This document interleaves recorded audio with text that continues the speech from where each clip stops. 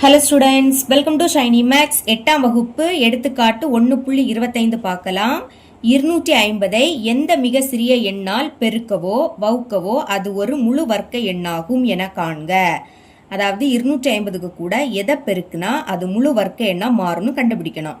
அடுத்து 250ல இருந்து எதை வகுத்தா அது முழு வர்க்க எண்ணாகும்னு கண்டுபிடிக்கணும். மேலும் அதன் வர்க்க மூலத்தை காண்க. அப்புறவு அதோட வர்க்க மூலத்தையும் கண்டுபிடிக்கணும்.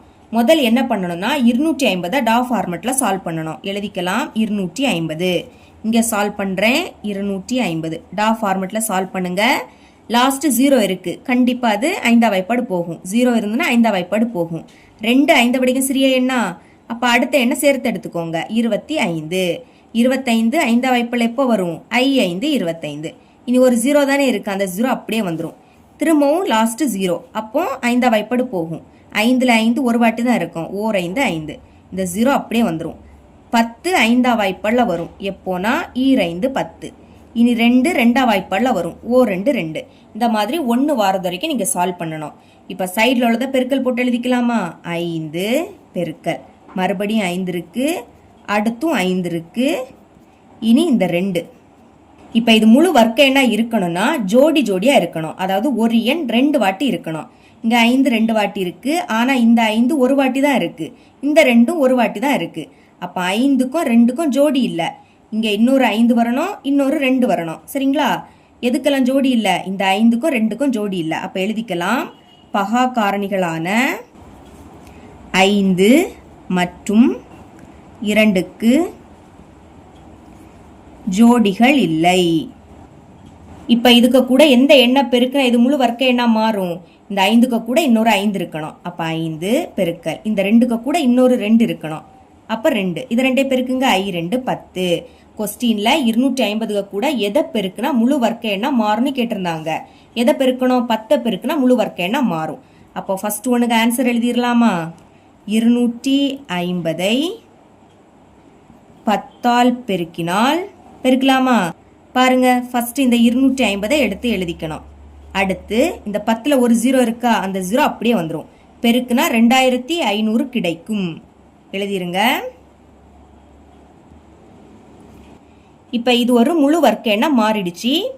அதை எழுதிக்கலாம். இது ஒரு முழு வர்க்க எண் ஆகும்.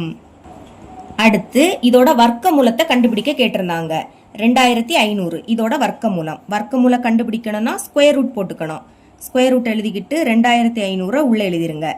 இப்போ 25 எப்படி எழுதலாம்? 5 பெருக்கல் 5. 5 25ஆ? 2 வாட்டி ரூட்டுக்குள்ள 5 இருந்துன்னா ஒரு 5 வெளியே எடுக்கலாம்.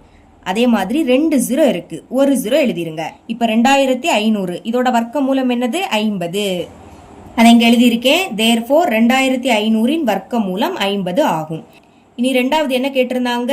2050ல இருந்து எதை வகுத்தா முழு வர்க்க எண்ணா மாறுன்னு கேட்டிருந்தாங்க. போன இதுல எதை பெருக்குனா முழு வர்க்க எண்ணா மாறுன்னு கண்டுபிடிச்சோம். இப்போ எதை வகுத்தா முழு வர்க்க எண்ணா மாறுன்னு கண்டுபிடிக்கணும். இப்ப பாருங்க 250ஆ? இதை நம்ம 10ஆல வகுத்தா இது முழு வர்க்க எண்ணா மாறும். இங்க கீழே 0 மேல 0 கேன்சல் ஆயிடுமா? இப்ப 25ஆ? 25 எப்படி எழுதலாம்? 5 பெருக்கல் 5. அப்ப 5 இங்க 2 வாட்டி இருக்கு. அப்ப இது என்ன ஆயிடும்? முழு வர்க்க எண்ணா மாறும். இதை எப்படி எழுதிக்கலாம்? 250ஐ 10ஆல் வகுத்தால் 25 கிடைக்கும் அப்படின்னு எழுதிருங்க. அதான் எழுதியிருக்கேன். 250ஐ 10ஆல் வகுத்தால் 25 கிடைக்கும். 25 முழு வர்க்க எண்ணாகும். புரியுதுலா? 250 10ஆல வகுத்திருக்கேன். இந்த 0 இந்த 0 கேன்சல். அப்ப என்ன கிடைக்கும்? 25 கிடைக்கும். இனி இந்த 25 முழு வர்க்க எண் தான். ஏன்னா 25 எப்படி எழுதலாம்? 5 பெருக்கல் 5.